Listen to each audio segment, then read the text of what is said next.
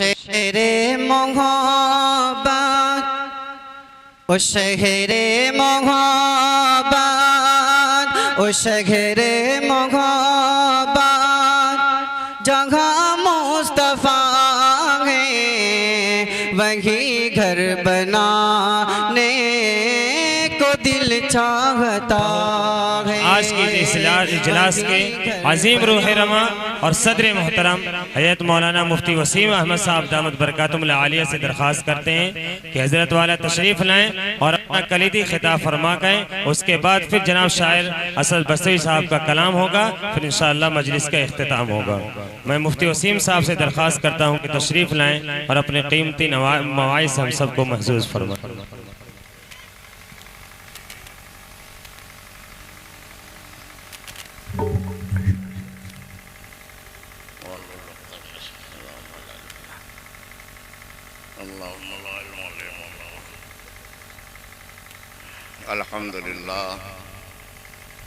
الحمدللہ کفا وسلام علی عبادہ الذین اصطفیٰ اما بعد اعوذ باللہ من الشیطان الرجیم بسم اللہ الرحمن الرحیم یا ایھا الذین آمنوا لا یضرکم من ضل اذا اہتدیتم وقال النبی صلی اللہ علیہ وسلم الا ان فی الجسد لمضغۃ اذا صلحت صلح الجسد كله واذا فسدت فسد الجسد كله او كما قال علیہ الصلوۃ والسلام۔ حضرات بزرگ، علماء کرام، عزیز طلبہ، حاضرین، سامعین، بڑی خوشی کی بات ہے، پہلی مرتبہ اس گاؤں میں حاضری ہوئی۔ ماشاءاللہ پرجوش لوگ یہاں کے نوجوان ہیں۔ میں دو ارشادات آپ کے سامنے نقل کیے ہیں، پیش کیے ہیں۔ ایک تو قرآن حکیم کا ارشاد ہے اور پھر آقا مولا جناب رسول اللہ صلی اللہ علیہ وسلم کا ارشاد ہے۔ اسی کی روشنی میں 2-4-5 منٹ کے اندر اپنی بات انشاءاللہ ختم کروں گا۔ چنانچہ اللہ جل جلالہ نے ارشاد فرمایا ہے، اے مسلمانوں، اے مومنوں، اے میرے نیک بندو جو مجھ پر یقین کرتے ہو، جب تم نیک راستے پر ہوگے، اچھے راستے پر ہوگے، تو تم کو گمراہوں کی گمراہی نقصان نہیں دے گی۔ جب تم ہدایت پر۔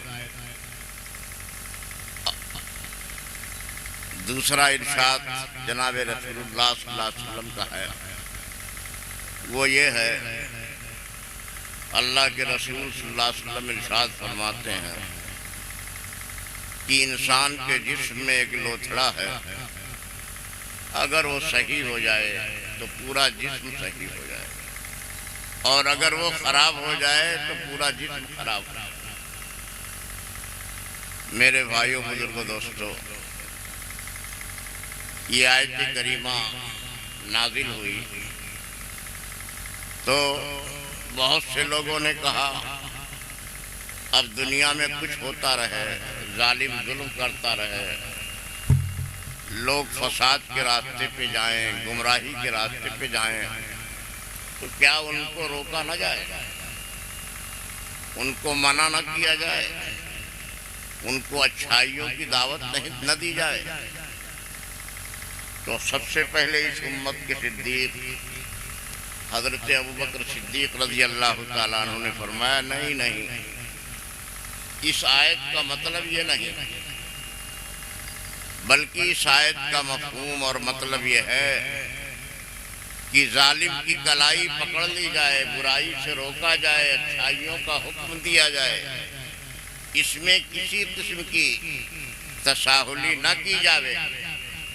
اس آیت مبارکہ کا مطلب یہ ہے کہ جب بھی کچھ عمل کیا جاوے تو کہنے والے بھی، سننے والے بھی اصلاح کی جو نیت کریں وہ اپنی ذات سے کریں، دوسروں کو مخاطب نہ کریں۔ دوسروں کو مخاطب اگر کریں گے تو اس صورت میں اصلاح کے بجائے فساد ہوگا، بلکہ اپنے کو زیادہ مخاطب کریں اور اپنے سے اصلاح کی کوشش کی جاوے۔ ہر آدمی سننے والا بھی، کہنے والا بھی ان سب باتوں کا محتاج ہے، ضرورت مند ہے، اور اپنے سے اصلاح کی ہر آدمی کی کوشش۔ دوسروں کی برائیاں، دوسروں کی خرابیاں صرف ذکر نہ کی جائیں، بلکہ اللہ اور اس کے رسول کا فرمان سنایا جائے اور روکنے کی کوشش کی جائے۔